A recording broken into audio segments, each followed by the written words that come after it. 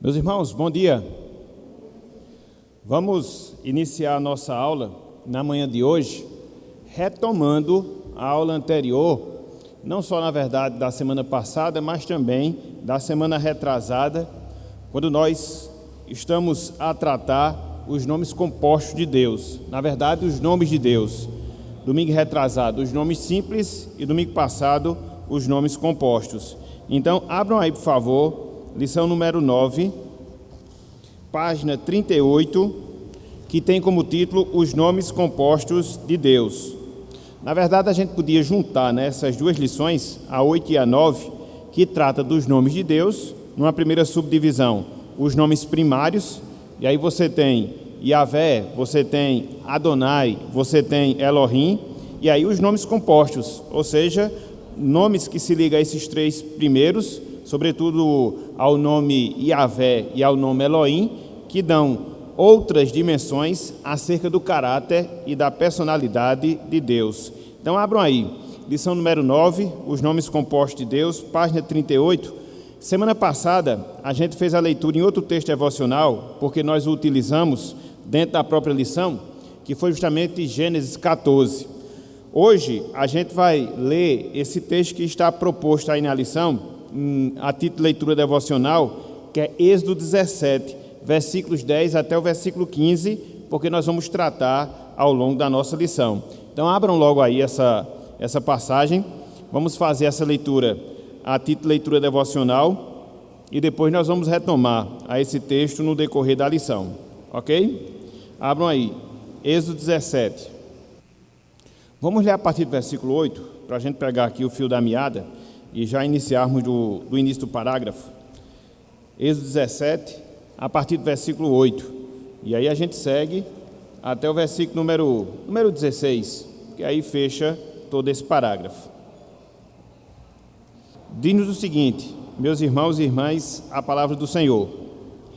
Então veio Amaleque e pelejou contra Israel em Refidim. Com isso, ordenou Moisés a Josué: escolhe-nos homens e sai e peleja contra Amaleque amanhã. Estarei eu no cimo do outeiro e o bordão de Deus estará na minha mão. Fez Josué como Moisés lhe dissera e pelejou contra Amaleque. Moisés, porém, Arão e subiram ao cimo do outeiro. Quando Moisés levantava a mão, Israel prevalecia. Quando, porém, ele abaixava a mão, prevalecia Amaleque. Ora, as mãos de Moisés eram pesadas, por isso tomaram uma pedra e a puseram por baixo dele, e ele nela se assentou. Arão e sustentavam-lhe as mãos, um de um lado e o outro do outro, assim lhe ficaram as mãos firmes até ao pôr do sol. E Josué desbaratou a Amaleque e a seu povo a fio de espada. Então disse o Senhor a Moisés: escreve isto para memória no livro e repete-o a Josué, porque eu hei de riscar totalmente a memória de Amaleque de debaixo do céu. E Moisés edificou um altar e lhe chamou: o Senhor é minha bandeira. E disse: porquanto o Senhor jurou, haverá guerra do Senhor contra Amaleque de geração em geração. Até aqui, até o versículo 16, que o Senhor nos abençoe e que Ele aplique a sua santa palavra em nossos corações. Amém. Meus irmãos, conforme nós dissemos, nós vamos complementar essas duas lições que, de certa forma, formam apenas um assunto: os nomes de Deus.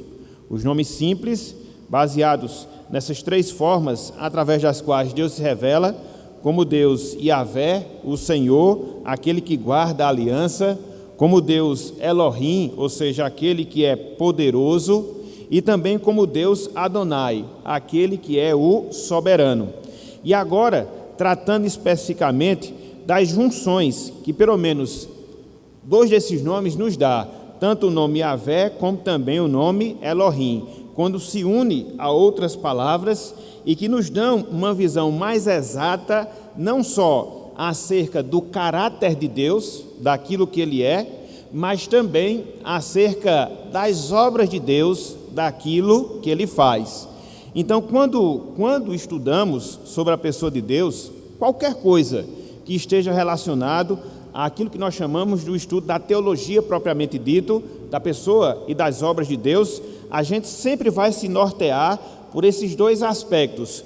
Quando você estuda sobre Deus, você vai aprender quem Deus é. Quando você estuda sobre Deus, você vai aprender aquilo que Deus faz. Então, isso é o cerne do estudo da teologia propriamente dita, ou da teontologia, como alguns gostam também de falar.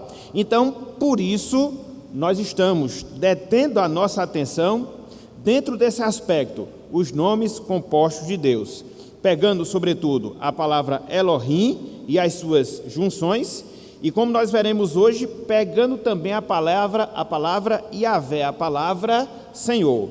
Então, na semana passada, o nosso objetivo era trabalhar todos os nomes ligados à palavra Elohim, que são 6, que o autor coloca aqui na lição.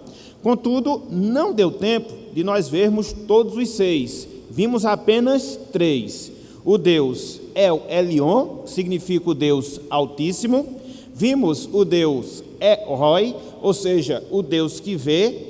E vimos também o Deus El Shaddai, ou seja, o Deus Todo-Poderoso. Então, basicamente, na semana passada a gente só aprendeu esses 3 significados desses 3 nomes de Deus: o Deus Altíssimo, o Deus que vê e o Deus Todo-Poderoso.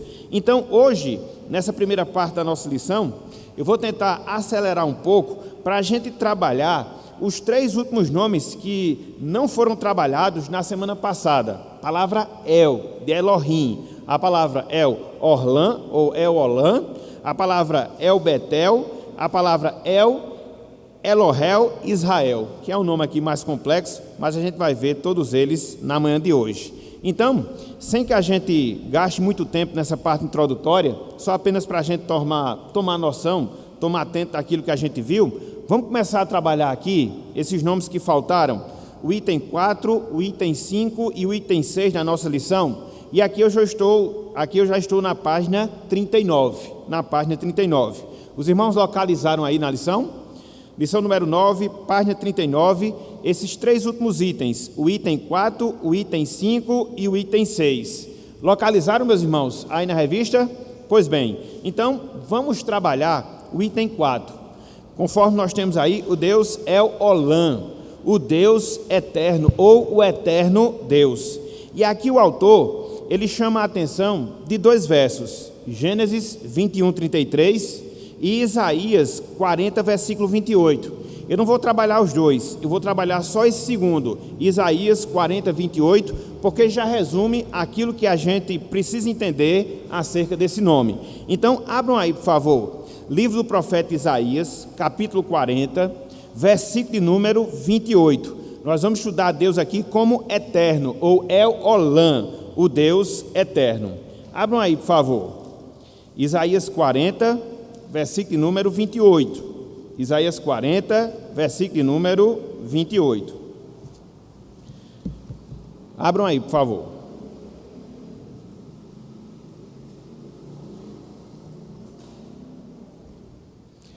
Todos abriram? Olhem só o que nos diz aqui a palavra do Senhor.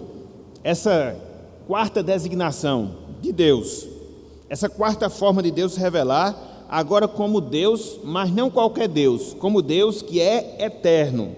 Então veja aqui o que diz o versículo 28. O profeta Isaías fala: não sabes, não ouviste que o eterno Deus, ou seja, El Olam, seria aqui a designação no hebraico, o Senhor, o Criador dos fins da terra, nem se cansa, nem se fatiga, não se pode esquadrinhar o seu entendimento. É interessante, meus irmãos, nós observarmos aqui o capítulo 40 de Isaías, se você for lê-lo desde o início, Porque aqui, no capítulo 40 de Isaías, o profeta ele faz uma comparação entre Deus, conforme ele coloca aqui, o Deus que é eterno, Deus, conforme ele coloca aqui, o Senhor Criador de todas as coisas, com as divindades, com os deuses que são criados pela razão, pela a imaginação humana. Infelizmente não dá tempo da gente ler todo o capítulo 40, mas você pode fazê-lo depois. Você observa claramente essa descrição que Isaías faz dos deuses humanos, os deuses criados pela razão humana, em comparação com o Deus, conforme ele coloca aqui, o Deus eterno, o Deus El Olam. E aí ele destaca justamente essa característica do Senhor. Ele é Deus no sentido de ser poderoso, mas ele é Deus no sentido de ele ser eterno.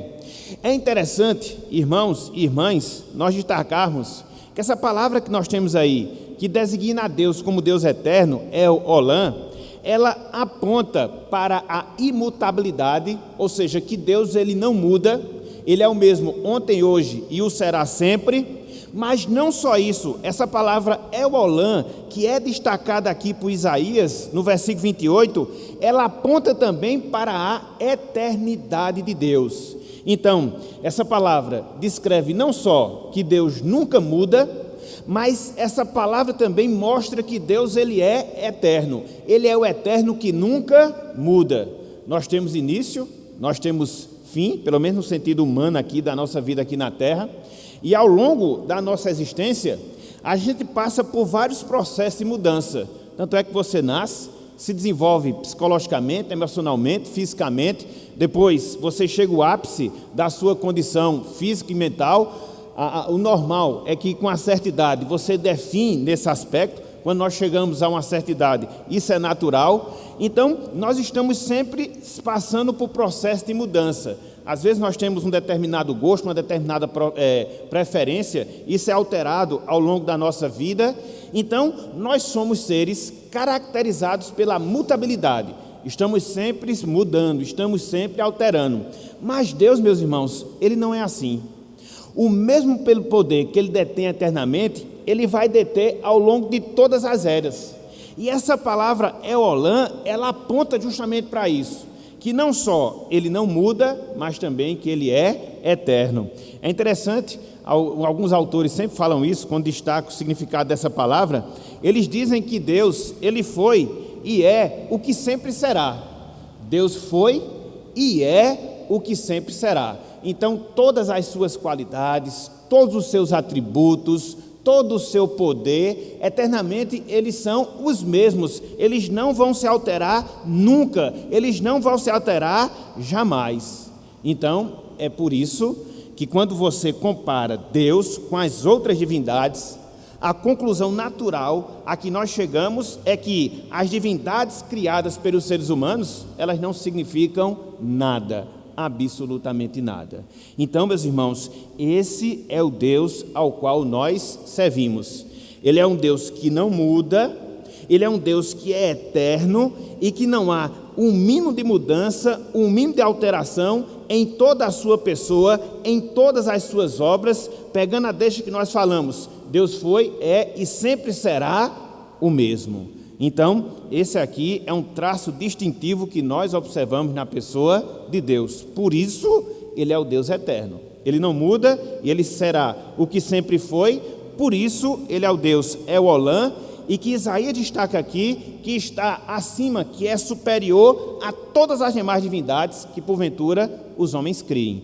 Por que eu enfatizo essa questão dos homens criarem as divindades?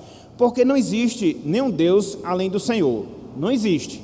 Então, o que é que o homem faz em virtude de estar em estado de pecado?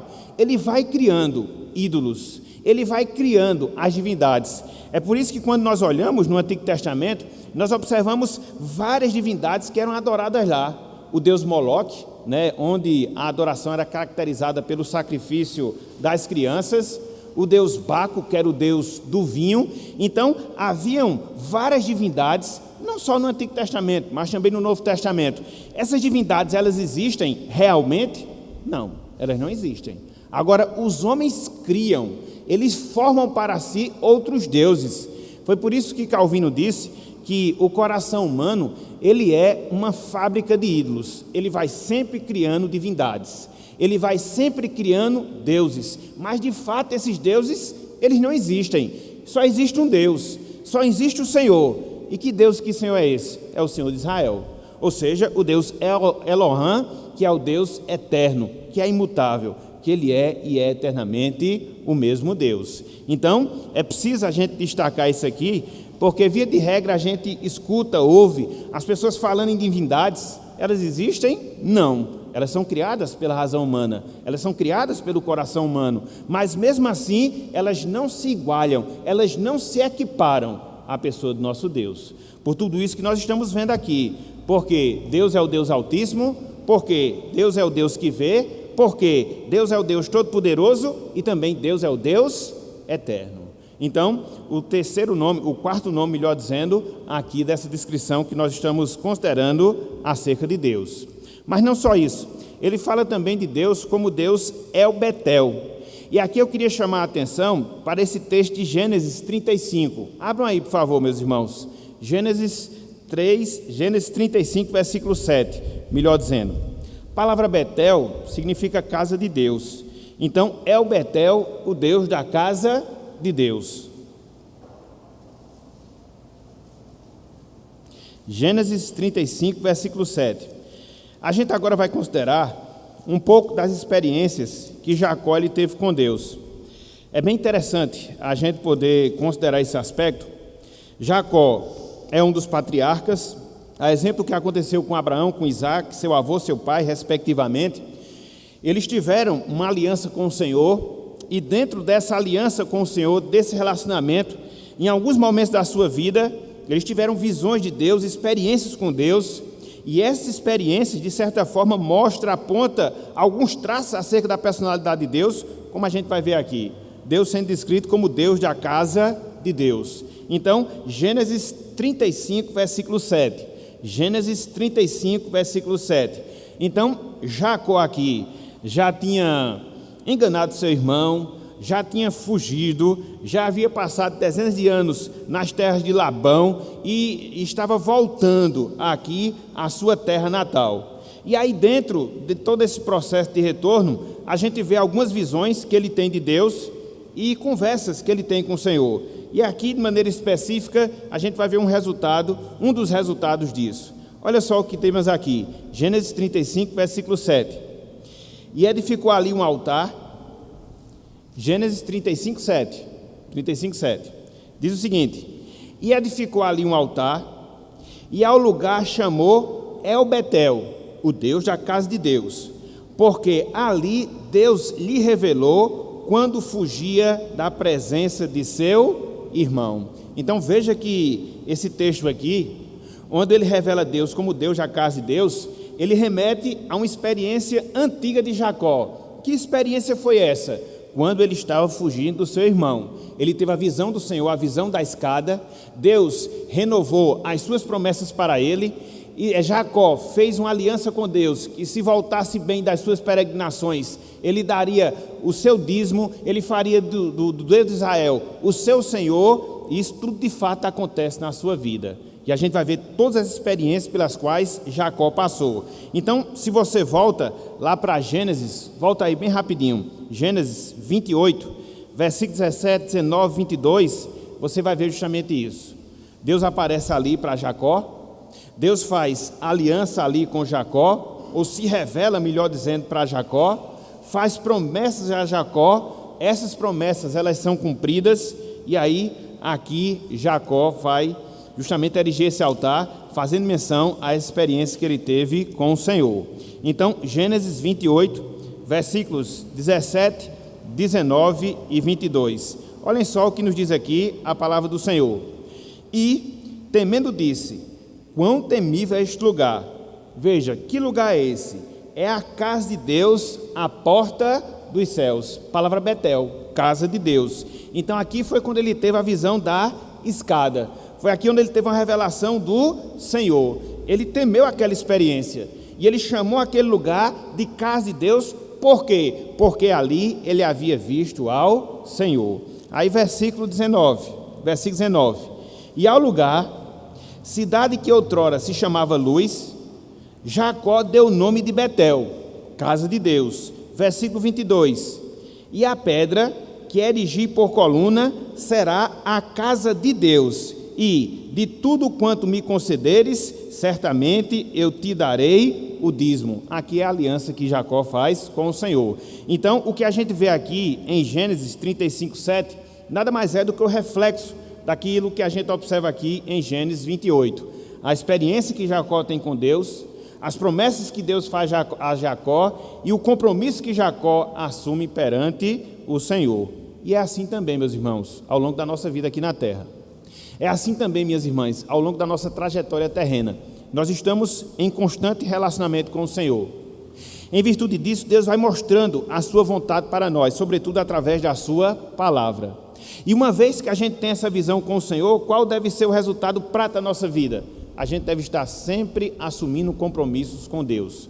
E a gente observa quando isso é verdade e que quando nós somos fiéis àquilo que Deus ele requer de nós, Deus também será fiel à palavra que Ele tem pronunciado a cada um de nós. Jacó saiu sem nada, fugido da casa de seus pais, receoso de perder a vida por causa do seu irmão, porque ele havia enganado, e aí passam-se os anos. Jacó tem algumas experiências, inclusive de injustiça, e o que é que acontece? No final de tudo, ele volta, não só, mas com uma grande e numerosa família. Ele volta não sem nenhum recurso, ele volta riquíssimo. Por quê? Deus, ele tinha cumprido as suas promessas a Jacó. Por isso ele levanta um altar naquela região onde ele passaria a morar, e ele diz: aqui é casa de Deus, aqui é o Deus da casa de Deus. E ali ele vai trazendo à sua memória tudo aquilo que Deus lhe havia feito. Então, essa aqui também é uma segunda descrição, conforme nós estamos vendo hoje, acerca de Deus. Deus, ele é o Deus eterno? Sim. Deus, ele é o Deus da sua casa. Deus, ele é o Deus da casa de Deus. Então, a segunda descrição. Mas não só essa. Pegando também um exemplo de Jacó, nós temos aí esse item 6. O El Elohei Israel, o Deus de Israel. Vamos lá para Gênesis, capítulo 33, versículo 20. Gênesis, capítulo 33, versículo 20. Aqui, mais uma vez, Jacó está voltando, nesse processo de retorno, e aí ele vai tendo essas experiências com o Senhor, e aí ele faz também essa designação em relação a Deus. Versículo 20, inclusive é o texto aí da recitação da nossa escola dominical, da nossa classe na escola dominical. Então, quando Jacó chega a Siquém, as terras onde ele passaria a morar, versículo 20 é dito: e levantou ali, no caso Jacó, um altar, e lhe chamou Deus, o Deus de Israel. No caso Jacó, Israel, o mesmo Deus, porque depois que ele teve encontro com o Senhor, Deus mudou o nome dele de Jacó para Israel. Então, ficou confirmada essa aliança, ficou confirmada a relação, pacto que Deus havia mantido com Israel, antigo Jacó, e agora Deus, ele vai dando sequência ao cumprimento das suas promessas. Ele era o Deus de Israel. Da mesma forma que tinha sido o Deus de Isaac, da mesma forma que tinha sido o Deus de Abraão, agora também era o Deus de Israel. Então, 3 formas, 3 nomes, através dos quais Deus ele se revela. Ele é o Deus eterno, ele é o Deus de Betel, da casa de Deus, e também ele é o Deus de Israel, por extensão de todos nós, que fazemos um pacto, uma aliança com ele, através de Jesus Cristo.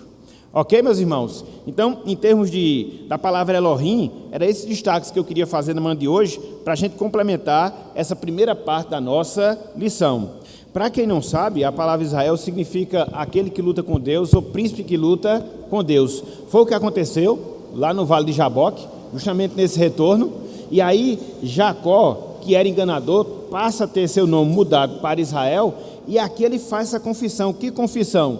Que o Senhor agora era o seu Deus. Não foi o que ele havia prometido?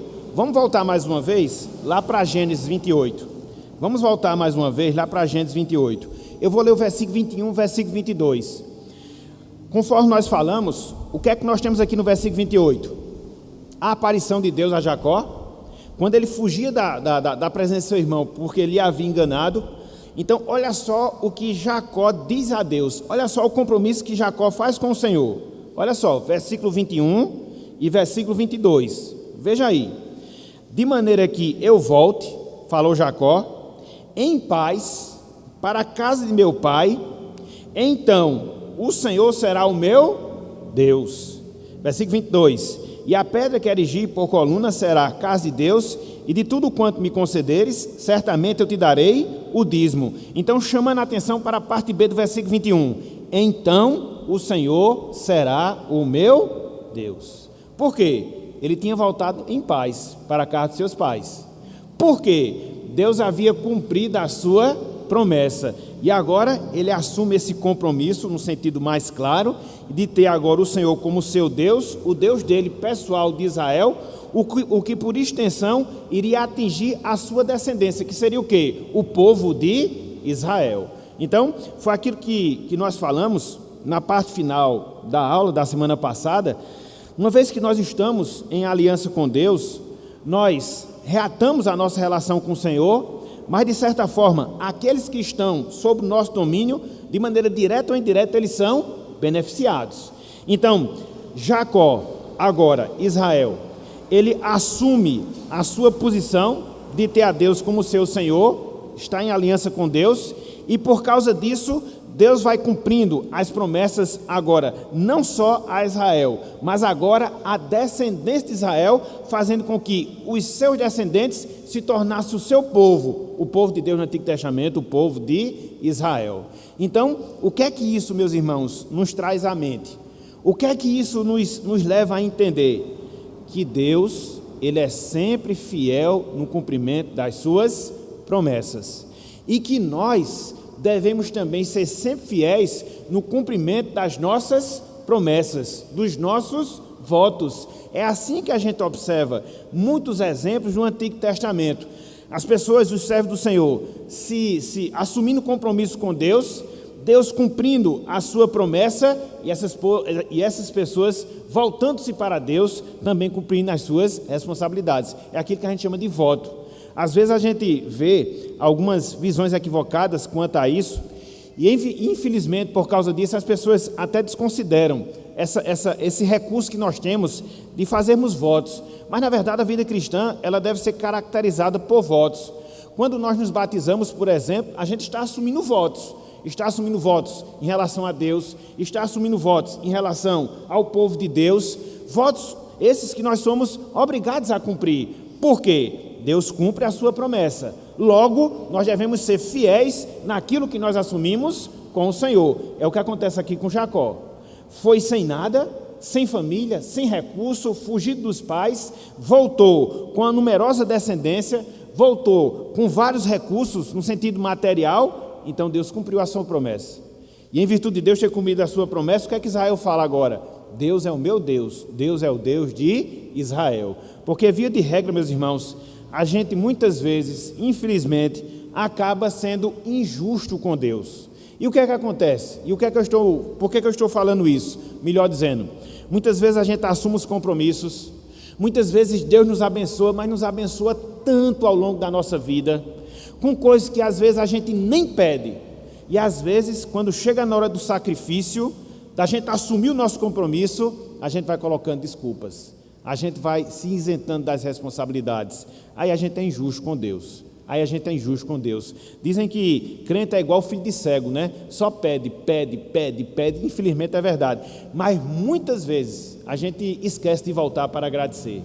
Muitas vezes a gente esquece de voltar para retribuir, não como de maneira compensatória, mas retribuir com gratidão todas as bênçãos que Deus nos faz.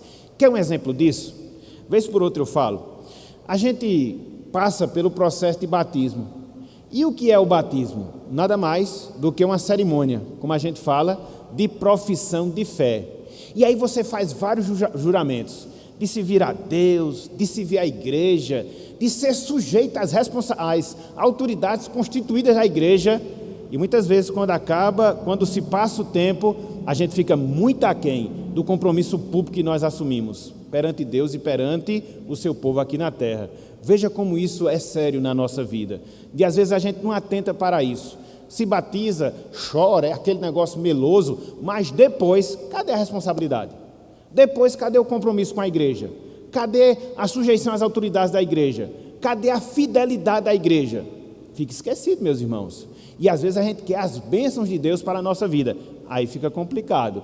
Então, não tratemos Deus com injustiça. O exemplo de Jacó é claro nesse sentido. Deus cumpriu a sua palavra, ele cumpriu aquilo que havia dito, que Deus seria o seu Senhor, e o foi, não só dele, mas também de toda a sua descendência, razão pela qual hoje nós estamos aqui. Porque a aliança que Deus fez com Abraão, com Isaac, com Jacó e Israel, ela respinga em cada um de nós, porque sem elas, hoje, nós não estaríamos salvos. Ok? Então, precisamos considerar esse aspecto também da nossa vida cristã.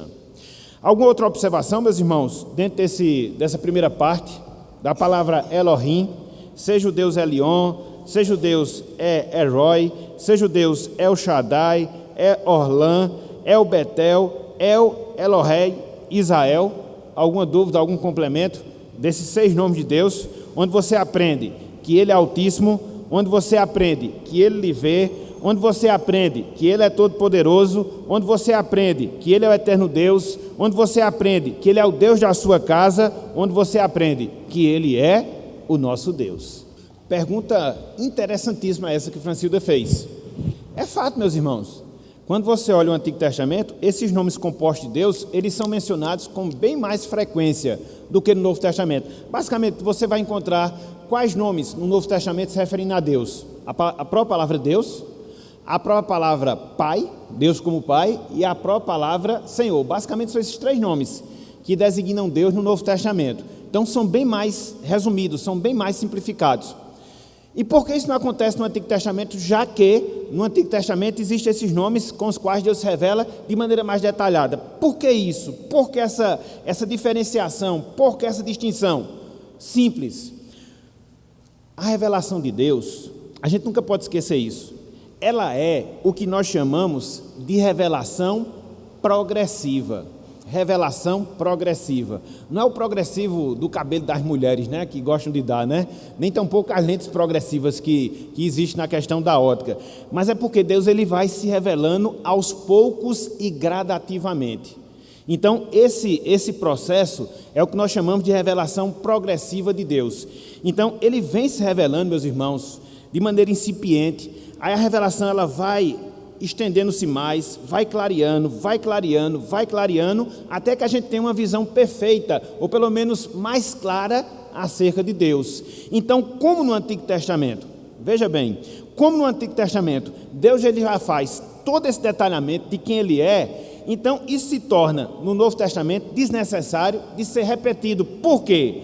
A Bíblia é uma só. Ela não é apenas o Novo Testamento, ela não é apenas o Antigo Testamento, mas ela é a junção dos 2 testamentos. Então, lá no Antigo Testamento, onde se inicia a história da revelação, gradativamente Deus ele vai dando esses traços de quem Ele é. É por isso que os patriarcas, nesse sentido, eles são um recurso bem interessante, onde a gente observa isso. Por exemplo, essas 6 designações que a gente viu aqui de Deus, nessa primeira parte, o Deus Altíssimo, o Deus Poderoso, o Deus Poderoso que vê, o Deus Eterno, o Deus de Betel, o Deus de Israel. Onde é que a gente encontra todos esses textos? Na relação de Deus com os patriarcas. Aí você vai ver, no trato de Deus como Israel, como nação, isso não vai ser mais tão claro, ele vai se revelar mais como Deus Yahvé, conforme a gente vai observar na segunda parte da lição, e no Novo Testamento, como tudo isso já havia sido feito no Antigo Testamento, se tornou desnecessário. Então, basicamente, no Novo Testamento, ele se revela como Deus, como Senhor e como nosso Pai, sem desvincular todas essas outras revelações que ele fez de si mesmo, com todas essas características mais detalhadas. Então, não havia necessidade de repetir, porque gradativamente Deus já foi mostrando, já no Antigo Testamento, quem Ele é. Tudo isso aqui que nós estamos estudando. Entendeu, Francilda? Percebeu agora essa razão? Ok? Alguma outra dúvida? Não? Isso é importante, meus irmãos, é o que eu sempre gosto de dizer. A gente tem que olhar para a Bíblia não com criticismo, de estar procurando defeito, mas a gente tem que olhar para a Bíblia com espírito crítico, que é o quê? Por que isso está acontecendo? Por que isso acontece? E na medida em que você faz essas perguntas, você vai entendendo mais claramente aquilo que Deus ele revela para cada um de nós. Então, um motivo bem especial pelo qual a gente vê essa distinção, essa diferenciação no trato de Deus em si revelar. Ok? Algo mais dentro dessa parte aqui, dessa primeira parte? Não? Muito bem. Agora, meus irmãos, aqui eu vou tentar fazer um milagre.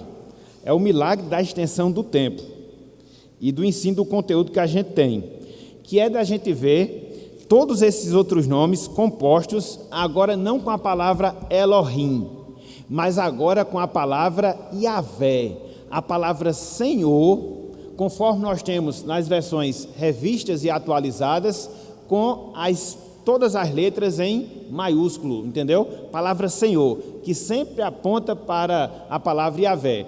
Você encontra a palavra Senhor de duas formas, descritas em nossas Bíblias. Só a primeira letra S, maiúscula. Quando isso acontece, nós já vimos, está se referindo a quê? A Deus. Como quem? O Deus Adonai, o soberano, o rei. Contudo, quando a palavra Senhor, ela é composta por todas as letras em maiúsculo, então essa palavra é Senhor, refere-se a Deus, sim, mas como quem? Como Deus Yahvé, o Deus da aliança, o Deus que está presente na vida do seu povo. E a gente vai ver detalhes, como Deus ele se apresenta dessa forma, pelo menos cinco formas, pelo menos 5 maneiras, que é a segunda parte da nossa lição a partir de agora. Então, eu vou tentar aqui seguir, que o nosso objetivo é concluir a lição hoje, mas vamos ver até onde nós iremos, ok? Qual é a primeira palavra aí que nós temos relacionada a Deus? Agora não mais como Elohim, mas como Yahvé. Qual é a primeira palavra aí? Quem pode citar, por favor? Isso, Jeová Jireh. Mas os irmãos estão com a disposição arretada hoje de manhã, viu? Qual é a primeira palavra aí? Deu uma melhorada assim, meia boca, né? Qual é a primeira palavra, meus irmãos? Pois é.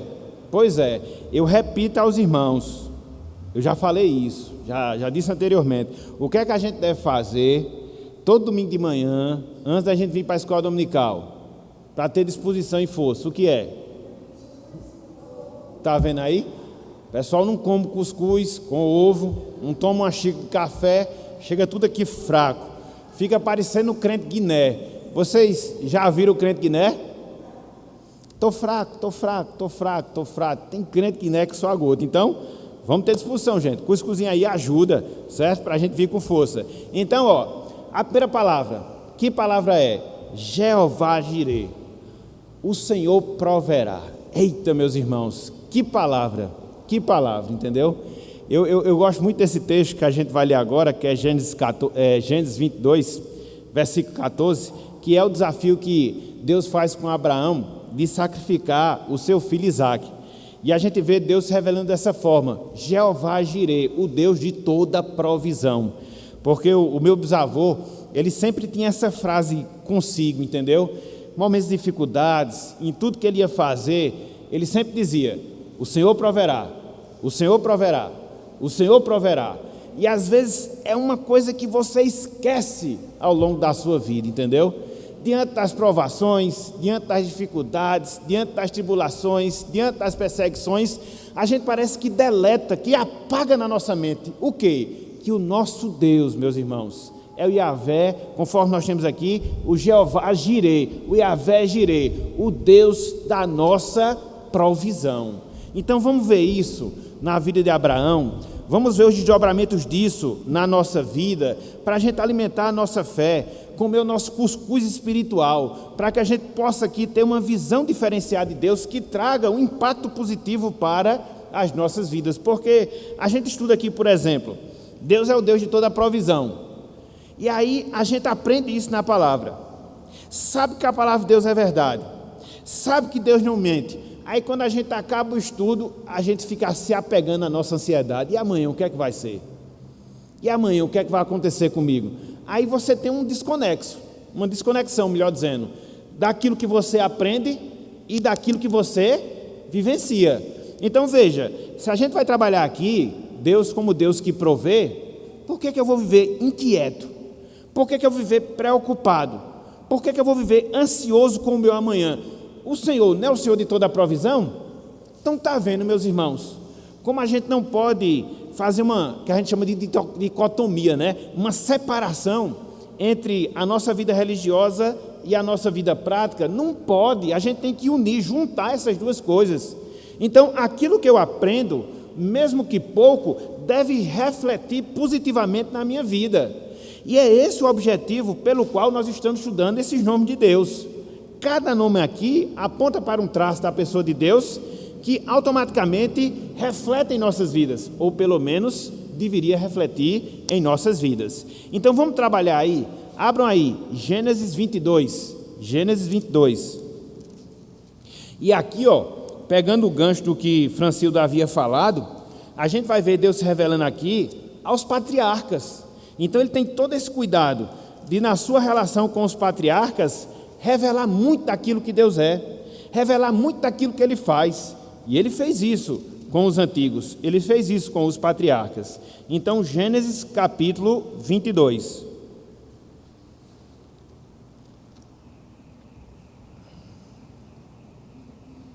Vamos ler o versículo 8, vamos ler também o versículo número 14. Abram aí, Gênesis 28, Gênesis 22, versículo 8 e também o versículo de número 14. Eu não vou poder fazer isso hoje, porque o texto é grande. Mas se você pegar aqui esse capítulo 22, do desafio que Deus faz a Abraão, você pode dividir, e eu fiz essa divisão, esse trecho aqui em pelo menos 3 partes. Aqui já dá uma expulsão de um sermão, né? Do versículo 1 até o versículo 8, o que é que você encontra?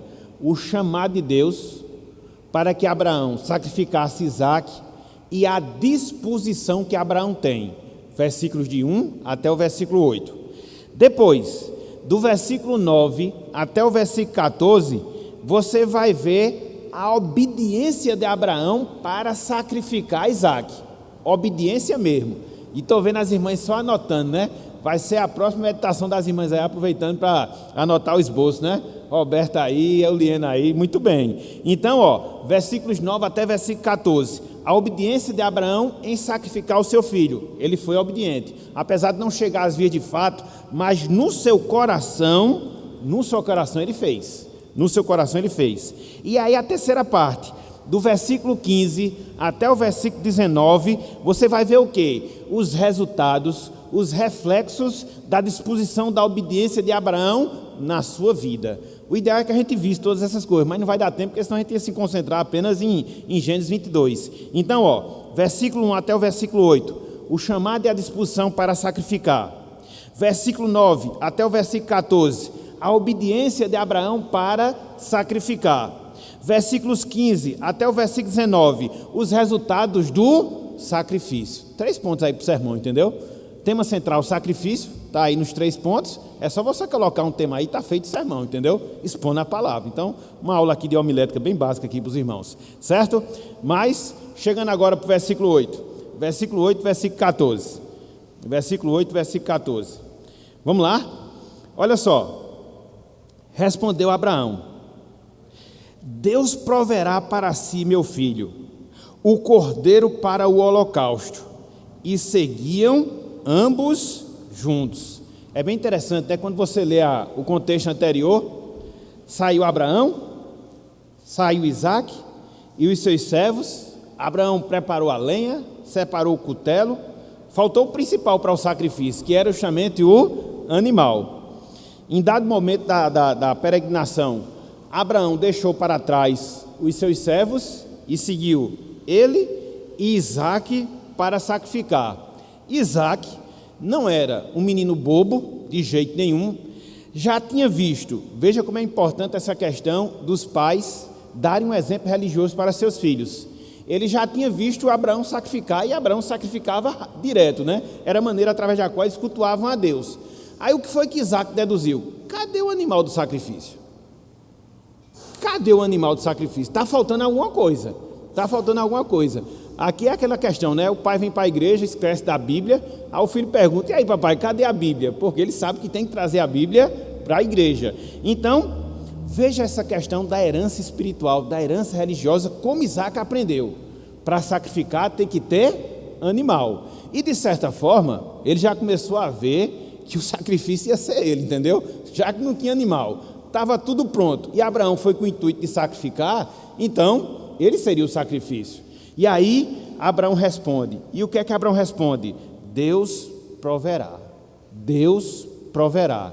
Então, trazendo à mente justamente isso, que é Deus, meus irmãos, que é Deus, minhas irmãs, que provê tudo aquilo que a gente carece, que provê tudo aquilo que a gente precisa em nossas vidas. Estava faltando aqui o cordeiro. Para se sacrificar, para prestar o culto, tinha que ter o cordeiro. No momento não tinha, mas Abraão, pelos olhos da fé, Abraão, na sua confiança, Abraão, na sua dependência, o que é que ele diz? Meu filho, Deus proverá. Fé é isso, meus irmãos.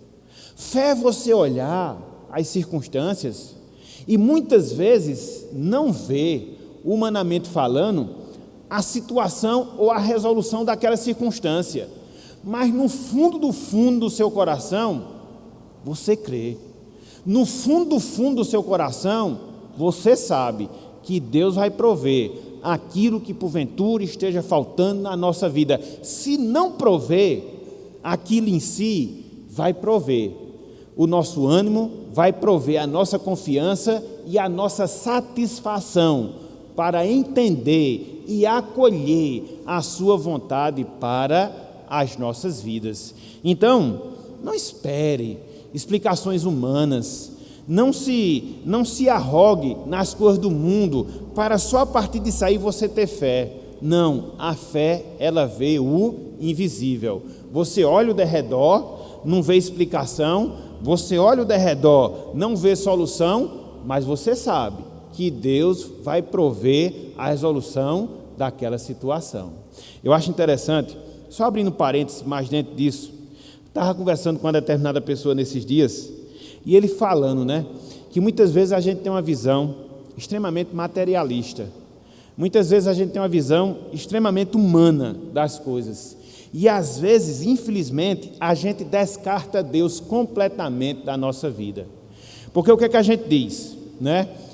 Acontece muito com os jovens, né? Eu vou estudar, vou entrar numa faculdade, depois vou arranjar um bom emprego que me dê um certo retorno financeiro e aí vai estar tudo estabilizado na minha vida.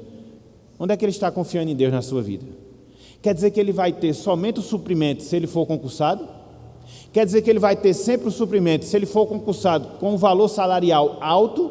Quer dizer que somente a partir dessas coisas ele vai ter de fato a estabilidade na sua vida? Percebe, meus irmãos? Como a gente esquece completamente que Deus ele vai prover? Quer você ter esse carro, quer não. Quer você tenha esse recurso, quer não. Isso é fé, meus irmãos. Isso é fé. Isso é fé. Isso é fé. E eu trago isso muitas vezes, trazendo para uma aplicação mais específica, não fazendo críticas a ninguém. É só essa questão da percepção, né? As pessoas, muitas vezes, nessa questão de filhos, por exemplo, não, eu só vou ter filho quando eu tiver um carro, um apartamento, quando eu for... Peraí, meus irmãos, quer dizer que Deus não vai prover para você, não? A Bíblia diz que os filhos são o quê? Em relação ao Senhor para nós. Deus vai desamparar as suas heranças? Está vendo como a gente separa as coisas? A gente tem uma teoria diferente da nossa prática. Então, a gente tem que olhar com esses óculos para a palavra. Se Ele vai prover, Ele vai prover. Se Ele vai dar, Ele vai dar. Porque a Bíblia diz que nunca viu um justo desamparado, nem mendigar um pão. Isso é ou não é verdade? Então, só vai se dar quando eu tiver um concurso. Só vai se dar quando eu tiver um bom emprego. Não, porque nem todo mundo vai ter. Nem todo mundo vai ter. Não existe uma tribo só de cacique, tem que ter cacique e índio, porque senão o negócio fica desproporcional. Então, da mesma forma, é na nossa vida, ok? Então, veja Abraão aqui, estava com seu filho, Deus havia pedido o sacrifício do seu filho, e o que foi que ele disse? Deus vai prover, Deus vai prover, Deus proverá. Versículo 14, que é aqui onde entra o nome. Veja que no versículo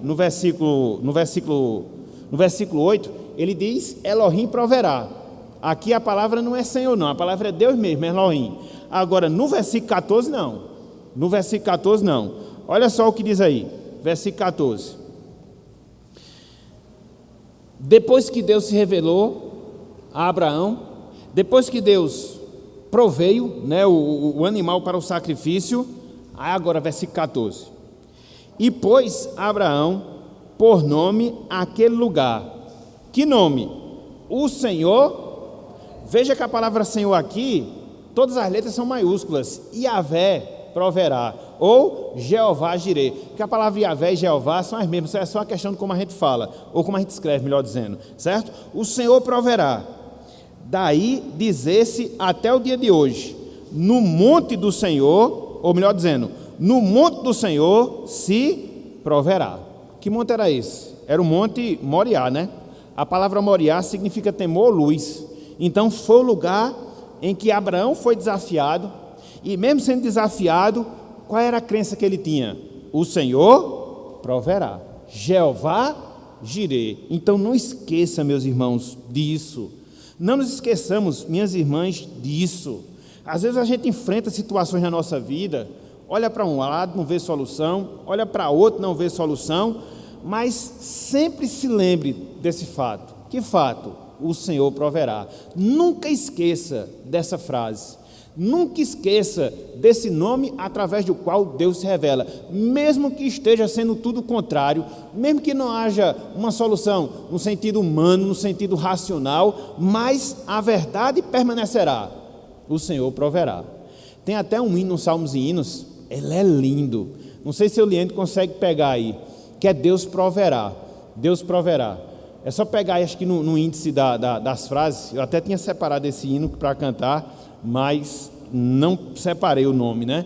Muito lindo. Ele descreve a história de Abraão, né? A história de fé, na verdade, não só de Abraão, a história de fé, mostrando essa verdade. No final de cada estrofe sempre tem: meu Deus proverá, o Deus de toda provisão. Provisão física, provisão o quê? Espiritual. É por isso, meus irmãos, que Cristo disse que a gente não deveria viver ansioso por coisa, porque é Deus que vai nos dar, o autor até fala. Mas prossiga aí, por favor, Francilda.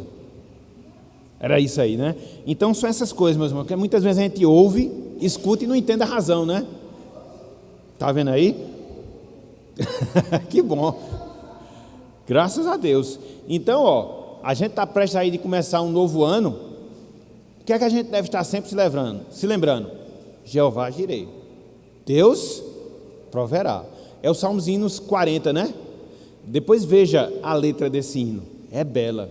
E até a música, né? Ela começa num tom bem tranquilo, depois ela vai se acentuando. É muito a dinâmica da música, ela é muito legal. Certo? Então, aqui na lição. Pois não, Roberto? Já cantou, não foi? Muito bonito esse hino.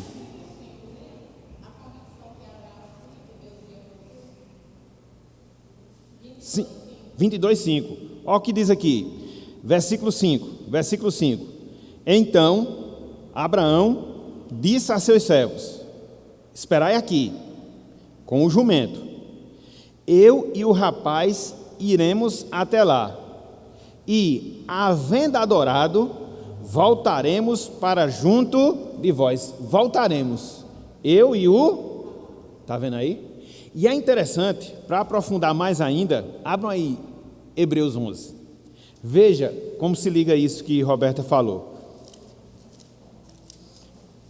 É por isso que é complicado, né, meus irmãos? A gente vai dar aula, aí se lembra de uma coisa, de outra, aí a ideia inicial termina indo embora. Hebreus 11.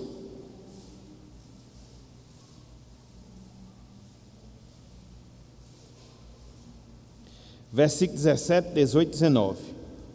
Hebreus 11, versículos 17, 18, 19.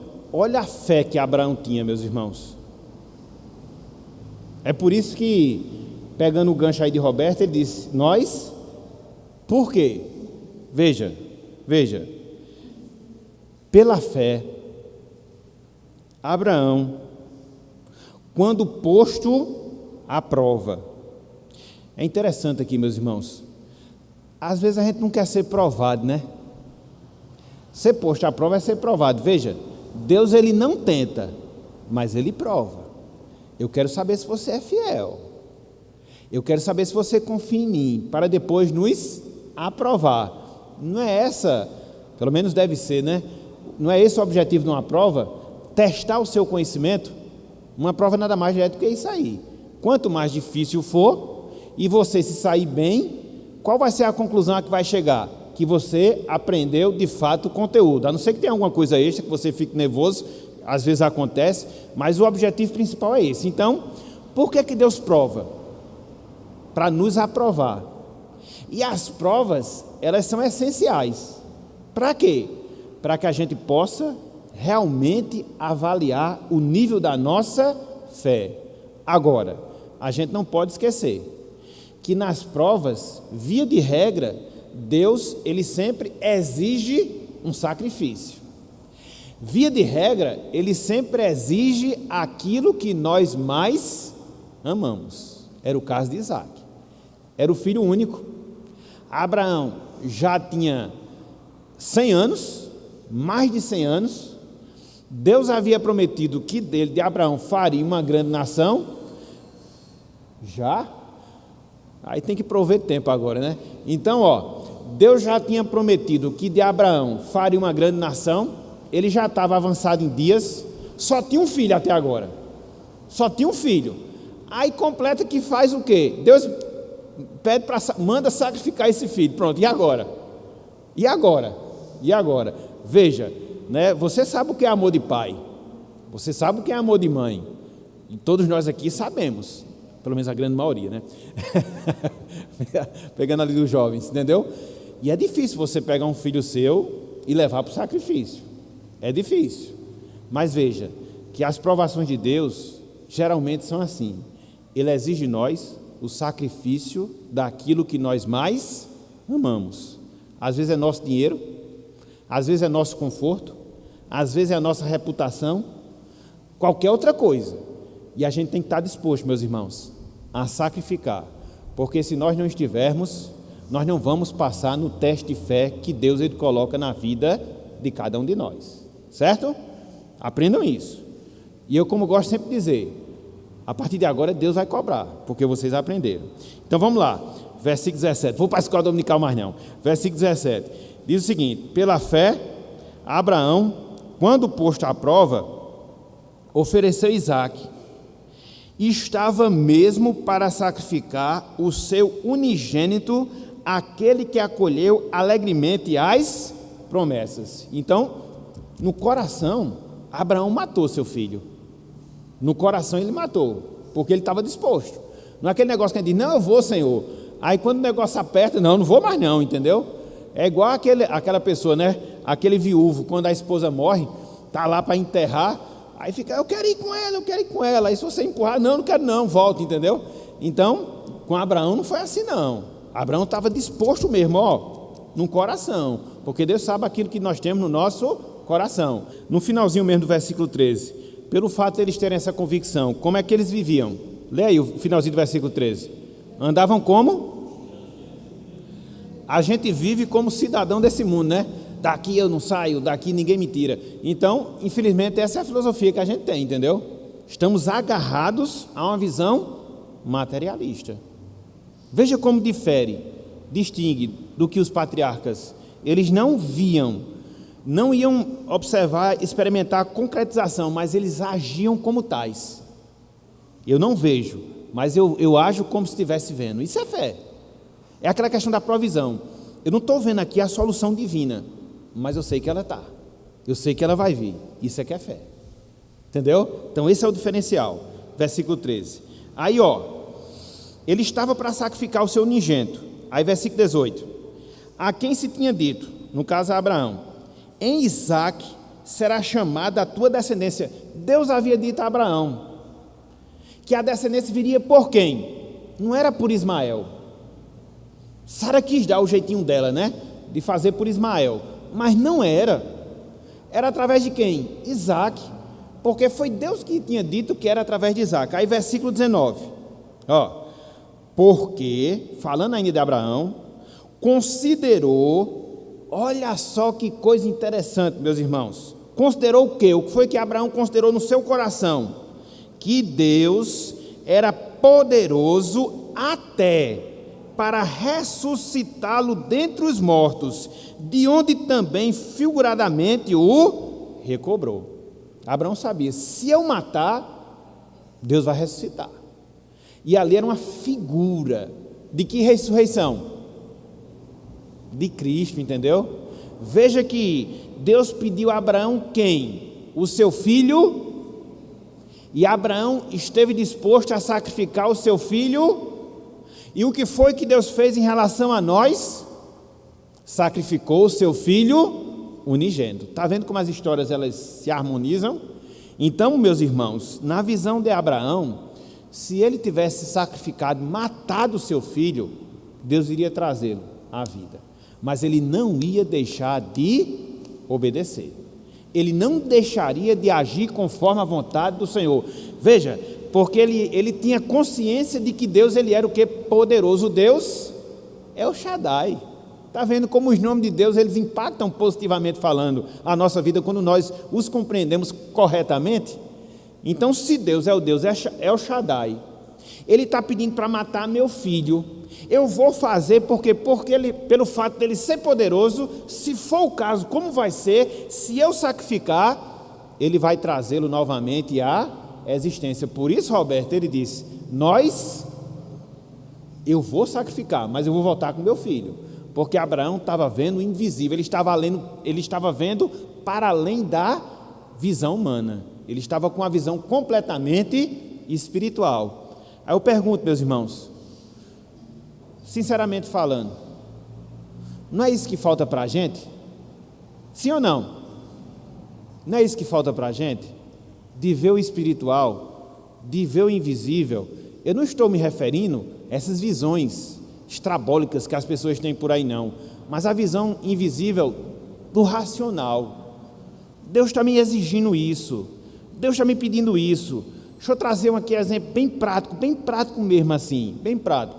Hoje, por exemplo, é o dia do Senhor. O que é que a Bíblia exige de nós?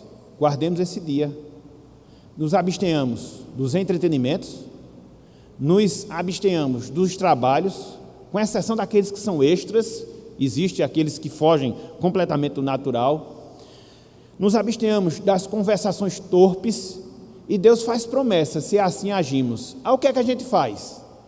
Na hora que Deus exige a gente sacrificar o nosso bem-estar, a gente não quer. Mas não pode, Senhor. Todo mundo faz. Aí você nunca vai ter uma experiência com Deus. Vai viver sempre essa vida nivelada por baixo. Nivelada por baixo. Entendeu? Outra questão. Deus requer de nós a 10ª parte. Foi esse exemplo que a gente observou lá em Gênesis capítulo 14. Aí qual é a dedução lógica, humana, racional, que muitas vezes a gente tem? Vai faltar para mim, vai faltar para o meu entretenimento, vai faltar para aquilo que eu quero. E aí eu pergunto, e a disposição para sacrificar? Será que Deus não vai prover, meus irmãos, se você for fiel? Será que Deus não vai prover se você cumprir com aquilo que Ele exige de você?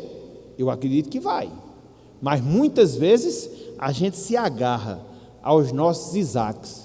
Daqui ninguém tira, e eu vou conservar o bichinho vivo, porque senão, só tenho esse, senão não vou ter outro. Não, Abraão disse, se tiver de sacrificar, eu vou sacrificar, porque o meu Deus é o Shaddai, se for o caso, irá trazê-lo do mundo dos mortos, mas eu vou cumprir a sua vontade. Ok, gente? Então, pensemos nessas coisas, tocou, entendeu? Agora acabou a aula, acabou no Jeová Jireh, mas pelo menos fica essa mensagem. Aí o que é que vai acontecer? Ninguém desceu ainda. Então deixa eu ler pelo menos essa parte aqui do autor, certo? Na aprovação da fé de Abraão, Deus revelou-se por meio da sua providência pessoal. Deus providenciou um carneiro para substituir Isaque, com a finalidade de satisfazer a necessidade de sacrifício. Jeová Jireh significa o Senhor proverá. Interessante, né? João Batista disse que Cristo ele era o Cordeiro de Deus que tira o pecado do mundo. Deus providenciou o Cordeiro para que ele fosse morto no lugar de Isaque. Cristo foi morto para que assim nós não fôssemos condenados. Deus vê e conhece as necessidades de seus filhos. Em Mateus 6, 25 a 33, Jesus garante que Deus supre as necessidades básicas. Quais são? Comida e vestuário, melhor dizendo, daqueles que buscam, em primeiro lugar, o reino de Deus e a sua justiça. Então, meus irmãos, eis a prova de Deus para as nossas vidas. Buscai, pois, em primeiro lugar, o seu reino e sua justiça, e todas estas coisas. Quais coisas? O comer e o vestir vos serão. Deus é o Jeová Jireh, o Deus proverá. Então levemos Deus mais a sério. Não temamos os sacrifícios que muitas vezes Deus ele exige de cada um de nós, e Ele vai exigir para saber aquilo que nós temos de fato no nosso coração, se nós iremos obedecê-lo ou não. Como diz na linguagem popular, mesmo chovendo canivete, aberto, né? Porque se for fechado não vai servir de nada. Mas é assim que se caracteriza a vida cristã. O problema é que a gente está no cristianismo coach, né? Pegando aqui uma designação bem moderna, onde as pessoas procuram apenas que os seus egos eles venham ser massageados. Não é assim, meus irmãos. A vida cristã é prova, é luta, é desafio, mas também é bênção, porque Deus não vai deixar faltar nada para a vida daqueles que o amam. Disso pode ter certeza. Pode não ser aquilo que você deseja, pode não ser aquilo que você quer, mas uma coisa eu garanto: o cuscuz com ovo, ele não vai deixar faltar, porque é isso que sustenta a nossa vida, para a gente poder ficar aqui na escola dominical com disposição, senão a gente responde muito fraco. Então, é assim que Deus, Ele trata as nossas vidas ao longo da nossa peregrinação aqui na terra. Então, ponha a sua confiança em Deus. Saiba, conforme nós já vimos, que o Deus é o Deus que nos vê. A gente não está sozinho aqui nesse mundo, não, feito filho desamparado. Veja que Deus é o Deus El Shaddai todo-poderoso. Então, se Ele me vê, e se Ele é todo-poderoso, e se Ele vai prover, porque Ele é o Jeová Jireh, por que você vai viver ansioso, preocupado, angustiado, entristecido na sua vida? É uma contradição, é uma contradição. Portanto, tenhamos essa certeza. Seja qual for a situação, seja qual for a circunstância, Deus, Ele não vai deixar de ser o Senhor proverá. Ok, meus irmãos? Alguma dúvida, alguma pergunta? Sim ou não? Sim ou não? Isso, meus irmãos. Então, o que é que a gente vai fazer? O que é que a gente vai fazer? Semana que vem, a gente vai ter aquele estudo diferenciado. E a gente não terminou os outros nomes. Falta Jeová Nissi, Shalom, Tsidkenu e Chamar. Então a gente vai estudar isso agora só o ano que vem, porque domingo que vem é o último domingo do mês. Aí a gente vai ter aquela lição diferenciada, que a gente tem que terminar lá com os homens. Mas como não há problema, porque são ensinos que podem ser dados separadamente, a gente fica com essa que a gente já viu até hoje, e o ano que vem, no primeiro domingo, a gente considera esses outros nomes do Senhor. Ok, gente? Fica assim acordado, fica assim acertado? Fica? Tem que ficar, né? Porque senão a gente vai bagunçar o horário, certo? Então, no final, na apresentação das nossas classes, a gente vai continuar recitando Gênesis 33, 20. E levantou ali um altar e lhe chamou Deus, o Deus de Israel. Gênesis 33, 20. Ok? Então, meus irmãos, que o Senhor nos abençoe, que Ele aplique a sua palavra nos nossos corações e que Ele nos faça aplicar todas essas verdades que nós estamos vendo aqui no sentido prático da nossa vida diária, junto com os nossos desafios e as lutas que muitas vezes a gente atravessa aqui nesta vida. Faz parte, é o roteiro que Deus escreveu para cada um de nós. Então que Ele nos abençoe e que Ele aplique a sua santa palavra em nossos corações. Amém.